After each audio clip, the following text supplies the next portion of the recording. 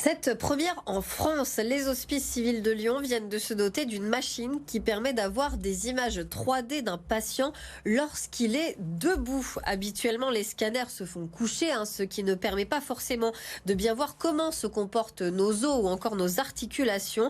Ce nouvel outil est donc une vraie avancée scientifique. Les patients qui ont besoin de prothèses, par exemple, pourront être mieux soignés. Amélie Duchamp. Ça va durer 3 minutes à peu près et après ce sera terminé.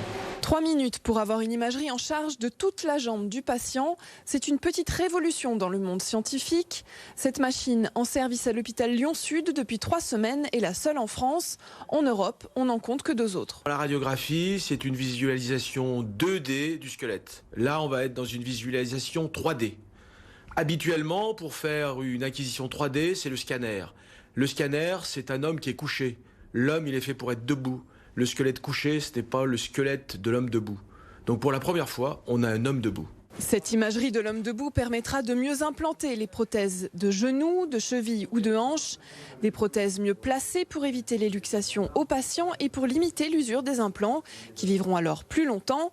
Mais d'autres avantages pèsent aussi dans la balance. C'est d'avoir une imagerie accessible, simple, immédiate lors de la consultation, au lieu d'être obligé de reconvoquer le patient pour faire un scanner.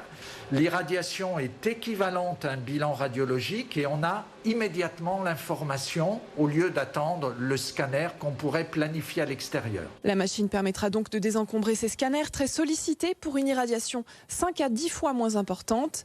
C'est aussi un gain de temps puisque jusqu'à présent, il fallait faire plusieurs radiographies ainsi qu'un scanner avant la pose d'une prothèse. L'idée, c'est qu'on arrive à faire en un seul examen l'évaluation de l'ensemble des membres inférieurs, par exemple, si on en a besoin.